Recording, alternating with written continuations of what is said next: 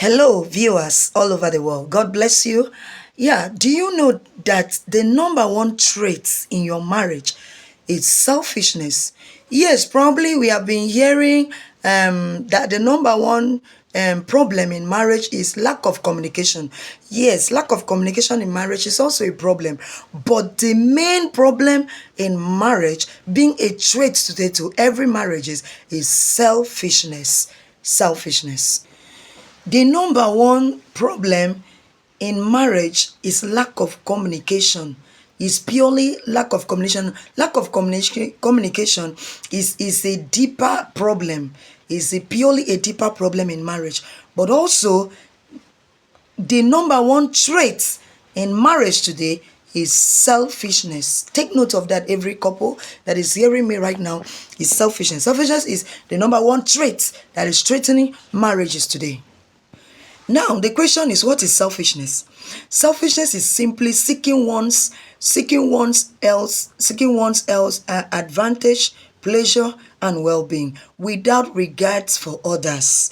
Without regards for others. So seeking one else advantage, pleasure, well-being without regards for others. Everyone today indeed struggle with selfishness. Why? Because we all want what we want and when we want it. Everyone was naturally born that way.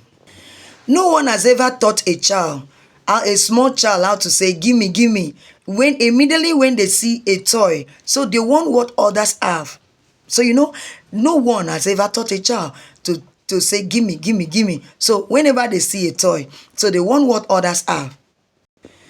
According to the book of Proverbs, chapter 30, verse 15, are you a sucker in that marriage? Yeah, in the book of Proverbs, chapter 30, verse 15, the lynch has two daughters that always like crying out, give, give. They are never satisfied. They are never said it is enough. They always cry out. So the question is, are you a sucker in that marriage? Don't forget that the number one trait in every marriage is selfishness. Ask yourself this question today. Are you a sucker in that marriage? Are you always crying, give, give, give, give, give, and never satisfied, and never said it is enough? You always cry all the time, give, give, give, and never said it is enough, and never satisfied. Are you a sucker in that marriage? Listen to me, child of God. The leech in that Proverbs chapter 30, verse 15 is a parasite that never gets enough, but continually sucking life out of something. So are you a parasite in that marriage? Are you a sucker in that marriage that keeps sucking life out of that marriage? Keeps sucking life out. You have never gotten enough. No matter what you get, it's never enough. You always give, give, give, give, and you never give out. You never give out. You always give, give, give, give, and you have never one day dream of giving out. You now make your life a sucker in that marriage. Keep on giving, receiving life out of that marriage, receiving life out of everything that you come across with, and you have never in your life think of giving out. Are you a sucker in that marriage? Are you a parasite in that marriage? Think about it. Hello, listen to me, child of God. There are two types of relationship. Number one is parasitic relationship.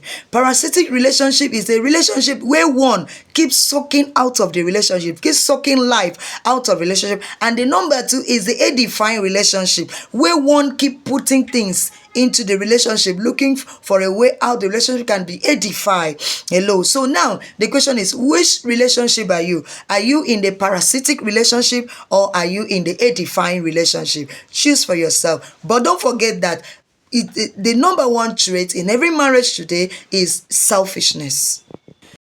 Many at times people go into a marriage relationship for what it can provide for them. For what it can provide for them: security, companionship, affection, and money, sex. And many at few, they keep crying, give, give, give. Give, give, give. So they are never satisfied. They have never gotten enough. So they keep crying because the purpose why they went into a marriage relationship was for this. So if they don't have it, they keep crying, give, give, give. So are you marrying that man? Are you marrying that husband for the purpose of give, give, give? Or for the purpose of sex, the purpose of money, or the purpose of affection, or companionship, or security. What is the purpose that you're getting married to that man, to that woman in your life? Know that they want, number one trait in every marriage today is selfishness. Now, this is what God wants me and you to do as married couples. He wants us to focus on others and less on ourselves. Focus on others and less on ourselves. Don't focus on yourself too much and you become so selfish and you always give. And if it's not given, problems start in marriage. No. So what God wants us to do, focus on others more than the way we focus on ourselves. According to the book of 1 Corinthians chapter 10 verse 24 says, let no one seek his own, but each other's according to each other's well-being, but seeking for each other's well-being. Let no one seek his own, but each other's well-being. It is very, very rare for many couples to go into marriage and think of how to make another person, maybe the husband thinking of the wife thinking of the husband, how to make another person's life feel more fulfilling. This is very, very rare in marriage because of selfishness, being a trait in every marriage today. How often do we go into marriages and think of making another person feel more fulfilling in their lives, feel more maybe a wife going to marriage make the husband feel more fulfilling in his life, and husband going to marriage make the wife feel more fulfilling in her life. How often this takes place? It is very rare.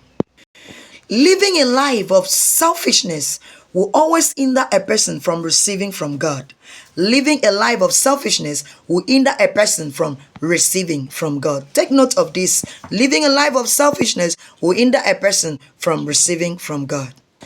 Are you constantly sucking out of your marriage? Are you always constantly in the mindset of thinking, why won't my wife do this and that for me? Or why won't my husband do this and that for me?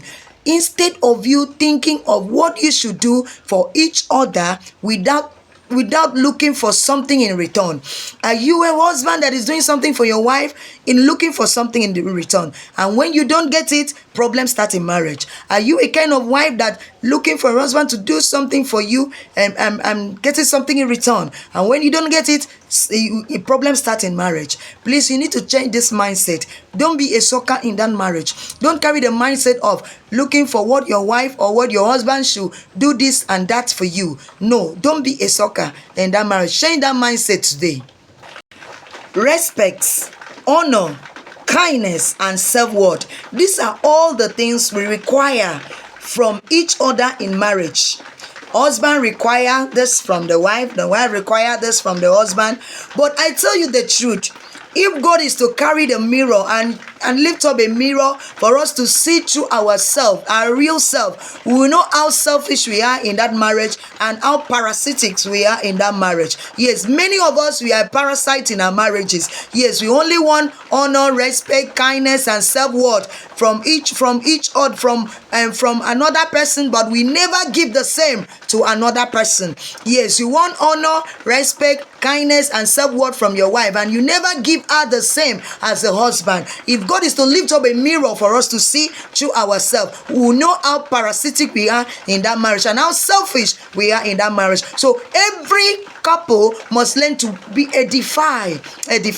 Yes, learn to edify. Be edifying in marriages.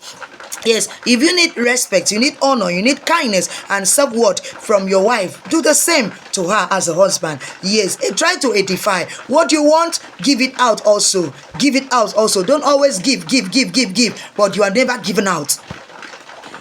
Listen to me, every husband out there all over in the world, probably also the wife. Yes, if you have never done this, try it from today. Try to edify your marriage. And also build up your husband, build up your wife by trying to meet up the needs, by only seeking to meet up the needs of your wife. Yes, building up your wife in that marriage, building up your wife by trying as much as possible to meet up, seeking to meet the needs of your wife in that marriage. Yes, if you have not done this, please go ahead and do so. Don't be a sucker, don't be a parasite in that marriage. Only want your wife to do things for you, and you have never tried as much as possible to build up your wife and try to do the things that she is seeking for in life. Yes, please go for it. I pray for every husband today. May God help you to turn things around in your marriage from today. Yes, always seeking for your wife well-being, doing things that your wife seek, and not looking for anything in return. Some husbands do things and seek for things in return. Oh, I'm doing this for my wife so that in return she can do this for me. No, that is wrong. May God help you to turn things around from today in that marriage. Yes, always seeking for your wife well-being. Seek for your wife well-being. Do things that your wife seek for and need in that marriage, and also without doing this, without looking for anything in return. We shouldn't always be thinking about ourselves and only what we need. This is pure selfishness. We shouldn't always be thinking about ourselves and only what we need. This is pure selfishness.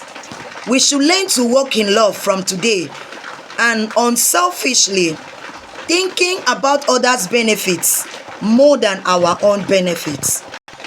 When we walk in love and be a blessing to others, we can expect God to take care of all our needs in the process of walking in love and being a blessing to others. Hear me, people of God.